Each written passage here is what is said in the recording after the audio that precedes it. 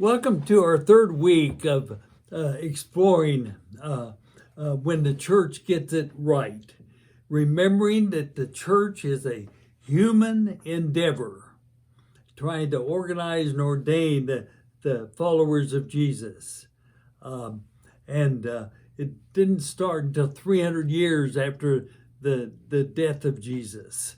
And the criteria for determining when the church gets it right is whether or not the church is about agape love. We've talked about sentness, we talked about boldness, and this week we're talking about partnership or withness, WITHNESS. And as we consider church history and the life of the church today, we often find that the church is really clear about what the church is for or what the church is against. We've seen the surge of fundamentalism in the life of the church in my lifetime. Fundamentalism is a set of principles, a set of beliefs and practices which represent absolute and uncompromised understanding of truth. You know, the life of fundamentalist churches, they circle the wagons around these fundamentals, and it is perfectly clear to all what they are for, these fundamentals.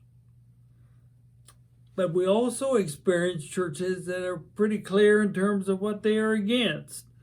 Sometimes they're against explicit behaviors like abortion. Sometimes lifestyles like homosexuality. Sometimes they're against categories of thought, liberal, they're against conservative. These are many illustrations of churches and denominations who are known for what they are for or against. And being for and against, you see, is a dynamic that sort of feeds each other.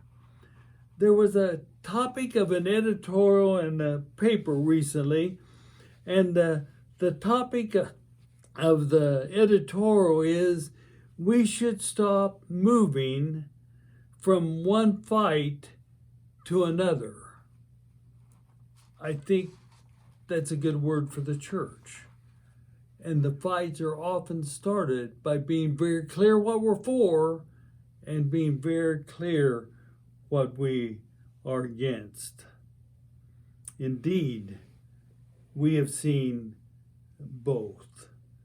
The history of the church reflects what we are experiencing today, and our division is not new.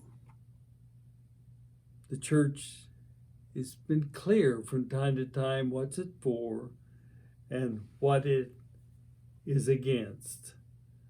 And they've been for things and against things to the experience that ugly behavior has been done in the name of the church. Indeed, people have been killed. Communities have been demolished. Even the Crusades were in the name of the church with the intent of exterminating the enemy.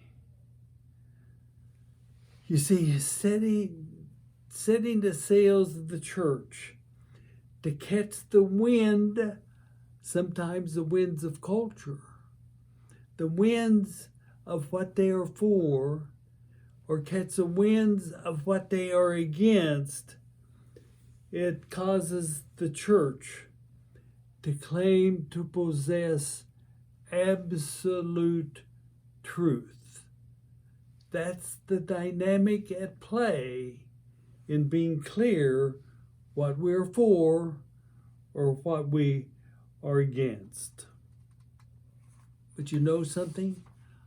I think the church gets it right when instead of being for and being against, the church is concerned about who they are with. Who they are with. A sense of partnership is a characteristic of the church when it gets it right. This is important for the internal life of the church.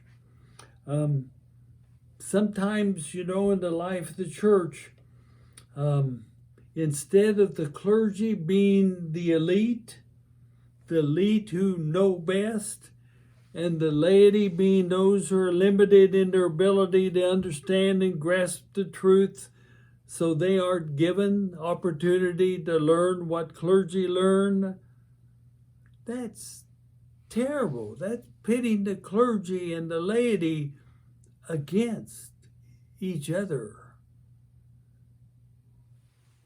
But there's an alternative to that.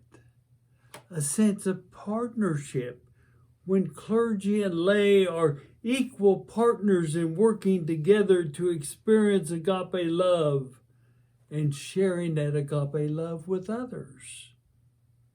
You see, instead of the young being too inexperienced to have vital understandings of what the church needs to do to be faithful, and senior generations always knowing what is best, that's a for and against dynamic.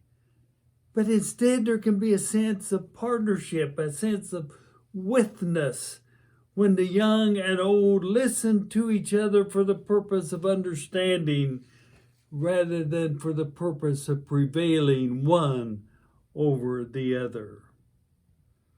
But not only within the church, but in relationship beyond our community of faith. Instead of one church or denomination considering itself to be the bearers of absolute truth, to be right, and therefore we're against the other if we believe we are absolutely true, there can be a sense of partnership. When agape love can be the common ground for an experience of acceptance and grace among those who are different, rather than among those each claiming to have a corner on absolute truth. You see, instead of the church condemning other religions, there can be partnership.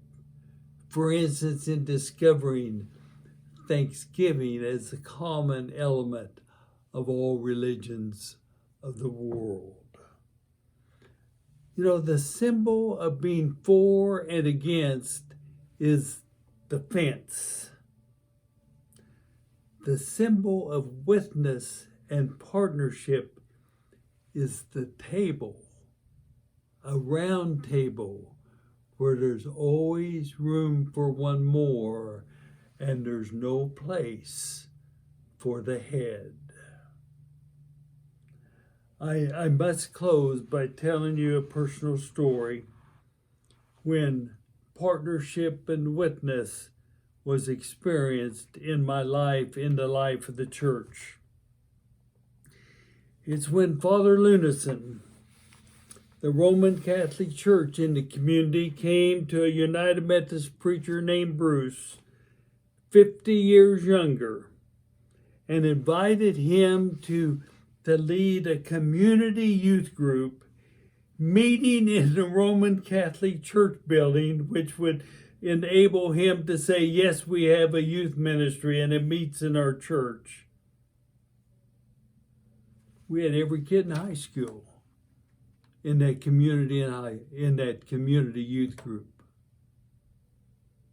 When he defended to two bishops his action of having Karen and Bruce sit within the sanctuary of a Roman Catholic church building, sitting within the chancel with two bishops and Father Lunison and Father Flax, who was ordained the previous day and was celebrating his first Mass in his home church.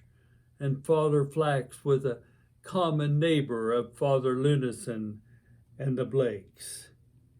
He defended his act when the bishops got on him for his action of having Karen and Bruce sit in the chancel of that sanctuary. He said to the bishops, "Have you ever been in a consecration camp?" And the bishop said, "No." And he said, "I have, both in World War I and World War II. I was in a concentration camps." He said, "In the camps, there are no fences. All in the camp are with and a part of each other. And if it's good enough for the concentration camps, it's good enough for the church in Ransom, Kansas." The bishops were taken aback and could not respond. You see, my friend, Father Lunison, taught me that if witness was the chosen path of God in revealing agape love in Jesus, remembering the words Emmanuel, Emmanuel, you know what that means? God with us. Emmanuel isn't God for us. Emmanuel isn't God against us. Emmanuel is God with us. And if it's good enough for God, it ought to be good enough for the church who worships that God. You see, I learned that witness and partnership was a characteristic of the church getting it right in Ransom, Kansas. A gift from a Roman Catholic priest. Witness is as important as boldness and as important as setness. Indeed, there's a lot to think about, and here are some questions that might start you on your journey. What are your experience of fences existing in the life of the church? What are your experiences of tables existing in the life of the church? What are your experiences of fences being built between the church and those we are called to serve? What are your experiences of tables being offered as a way to be with those we are called to serve? Enjoy your thought and our conversation together. Thank you.